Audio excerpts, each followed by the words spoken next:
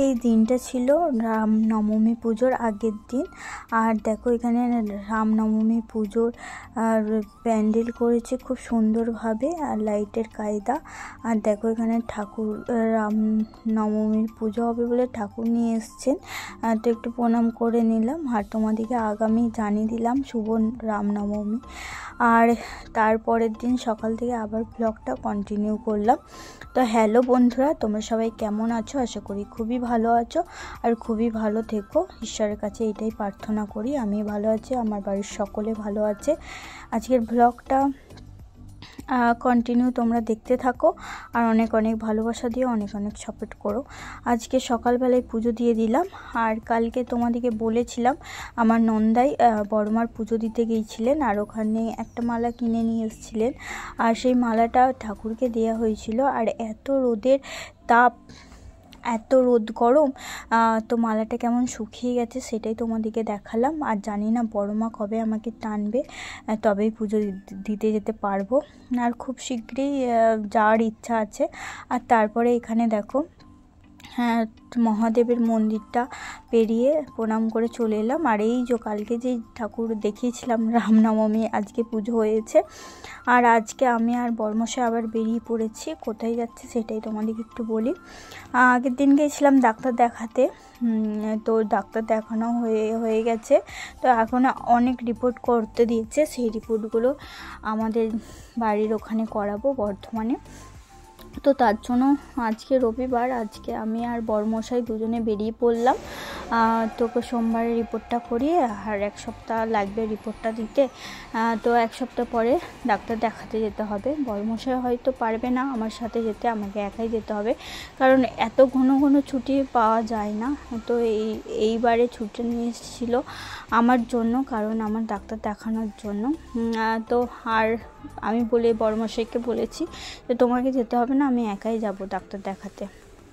আর বকতে বকতে অনেক ট্রেনও পেয়ে গেছিলাম। ট্রেনটা লেটে এলো, 4:20 ট্রেন ছিল, সেটা এলো 4:30। আজকে রামনবমী, রাস্তায় কত পুজো আর্চা হচ্ছে, আর কত রামনবমী সবাই বেরিয়েছে। দেখো ওখানে পুজো হচ্ছে, খুব সুন্দরভাবে দেখাচ্ছে, মানে এত লোক এত ভিড়। আর জানি না আজকে রাস্তাঘাট ফাঁকা থাকবো নাকি জ্যাম পাবো। তো চলো, আর তোমাদের রামনবমী পুজো কেমন কাটছে অবশ্যই কমেন্ট করে জানাবে। আমাদের দিনটা তো ভালো রকমভাবেই কাটলো। সকালবেলাতে ব্লগটা শুরু করেছিলাম, তারপরে আর কন্টিনিউ করতে পারিনি। তারপরে খাওয়া দাওয়া করে 4:30 সময় আমি আর বড়মশাই বেরিয়ে পড়লাম। আর 4:30 নয়, 4টার সময় বেরিয়েছিলাম ঘর থেকে, কারণ এত রোদ গরমে তো তার জন্যই ভেবেছি বিকালের দিকেই যাব। তার জন্য খাওয়া দাওয়া করে নিলাম। আর খাওয়া দাওয়া করে নন্দাই অফিস চলে গেল, আর আমরাও চলে এলাম। আর আজকের দিনটা আমাদের চুঁচুড়াতে থাকারই কথা, তো আমার রিপোর্টের জন্য, তার জন্য তোমাদের দাদাভাইকে আবার বাড়ি আসতে হচ্ছে। ভেবেছিল এবারে বাড়ি আসবে না, চুঁচুড়া থেকে একদম হাসনাবাদ চলে যাবে। তো কি করা যায়, সময় যা কথা বলবে সেরকম, পরিস্থিতি যেরকম সেরকম চলতে হবে, কিছু করার নেই। আর এখানে দেখো কত আম বাগান, এখান থেকে মনে অনেক আম চাষ হয়, আর সেই আম বাজারে বিক্রি হয়। তো দেখো পুরো এইটা আম বাগান। তো এটা কি স্টেশন আমিও জানি না। আর কিছুক্ষণ আগে আমরা ব্যান্ডেল স্টেশন থেকে পেরিয়ে এলাম। আর এইদিকে দেখো সূর্য একদম অস্ত যাচ্ছে, একদম দারুণ লাগছে সূর্যটাকে, একদম মেটে সিঁদুর মেটে রং হয়ে গেছে। তো খুবই একদম খুব সুন্দর লাগছে। আর এই যে আমি জানলার ধারে বসেছি, আর জানলার ধারে না বসলে তো আমার ভালোই লাগে না, বাসই হোক আর ট্রেনই হোক আর গাড়ি হোক, যেখানে আমার জানলার ধারেই বসতে ভালো লাগে।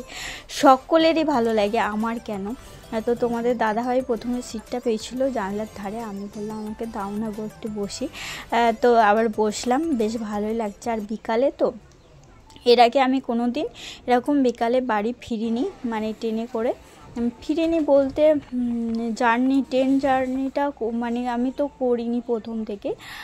তো এখন আমাকে ট্রেন জার্নিটা হচ্ছে।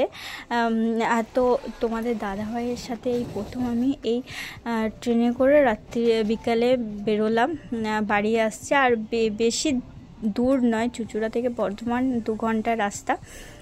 তো প্রায় আমরা বর্ধমান ডুবো হয়ে গেছি। আর এত সুন্দর হাওয়া দিচ্ছিল কি বলবো, মনটা পুরো ভরে গেল। আর সকালের দিকে বেরোলে কি হয়, মানে 12টা 12:30টার দিকে বেরোলে সারাদিন রোদটা পাওয়া যায়, বিকেলের দিকে একটু ঠান্ডা ঠান্ডা থাকে। আর আমার তো একটুতেই শরীরটা অসুস্থ হয়ে পড়ে, তার জন্য আমার বাড়ির লোক ভয় খায়, তার জন্য বলে একটু ঠান্ডাতে নিয়ে যা। তার জন্য তোমাদের দাদাভাই বিকালেই খাওয়া দাওয়া করে বেরিয়েছি। আর এইদিকে দেখো বকতে বকতে আমরা কিন্তু বর্ধমান স্টেশন চলে এলাম। আর স্টেশনে নেমে পড়বো, আর ওখান থেকে অটো কিংবা টোটো কিংবা টাউন সার্ভিস আমরা করে আলিশায় চলে যাব, নাহলে তেলিপুরে চলে যাব। আর ওখান থেকে তো বাস ধরতে হবে আমাদের। তো চলো আর বেশি বকবক করলাম না, এবার নেমে পড়ি। আর এখানে দেখো প্রথমবার আমি বললাম না এত রাত্রি আমি বাড়ি আসছি, এত রাত্রির নয়, সন্ধ্যা হয়ে গেছে। আর সেই কি সুন্দর লাগছে স্টেশনটা, আর সেইটা একটু তোমাদের কাছে দেখালাম। আর খুব সুন্দর, অনেক ধরনের আলো আছে আর খুব সুন্দর লাগছে, তাই একটু ভিডিওরও ক্যাপচার করে নিলাম। আর লোকের ভিড়ভাড়টা তো আছেই। আর এইদিকে দেখলাম পতাকাটা এত সুন্দর হাওয়া দিচ্ছে, কি সুন্দর হাওয়াতে দুলছে, আর সেইটাই তোমাদেরকে একটু শেয়ার করলাম, কত সুন্দর লাগছে বলো পতাকাটা। তারপরে এখন আমরা একটু টোটো করে চলে যাব আমাদের বাস স্ট্যান্ড। আর এইদিকে দেখো সব রামনবমীর ভিড় জমেছে, সবাই বেরিয়েছে।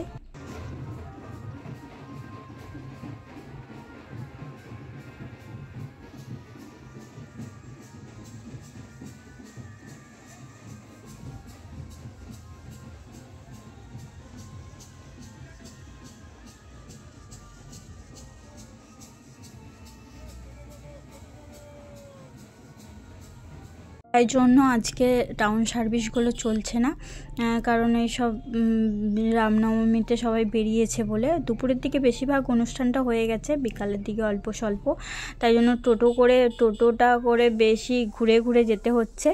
আর এদিকে দেখালাম সৌদামিনী, বর্ধমানে মানে ভালো মিষ্টির দোকান একটা, কলেজ মোড়ে খুব ভালো মিষ্টি পাওয়া যায় ওখান থেকে। আর এইদিকে দেখো আমরা বাস স্ট্যান্ড চলে এসেছি, এখন আমাদের বাস চলেও এসেছে, চলো বাসে উঠে পড়ি। আর আমরা এখন জামালপুরে বাস পেয়ে গিয়েছিলাম আর উঠে পড়েছি। আর বাসটা হালকাই ছিল, আমরা ভেবেছিলাম সিট পাবো না হয়তো, তো যাও সিট পেয়ে গেছি। আর সিট তো পেয়েছি আমি, দেখো আবার জানলার ধারে বসেছি, বেশ ভালোই লাগছে জানলার ধারে বসতে। আর শরীরটা মানে ক্লান্ত লাগছে, মনে হচ্ছে যে একটু ফ্রেশ হয়ে ঘুমিয়ে পড়বো। আর দেখো বাড়ি চলে এসেছি, আর ফ্রেশ হয়ে খাওয়া দাওয়া করে নিয়েছি, এখন ঘুমাতে যাচ্ছি। চলো আজকের জার্নিটাই ছিল। তো আমার ব্লগটা কেমন লেগেছে অবশ্যই কমেন্ট করে জানাবে, ভালো লাগলে একটা লাইক করে দিও। আবার একটি পরবর্তী ব্লগে তোমাদের সাথে দেখা হচ্ছে, ততক্ষণের জন্য তোমরা ভালো থেকো, সুস্থ থেকো, সাবধান থেকো। আজকের মতন গুড নাইট, টাটা বন্ধুরা।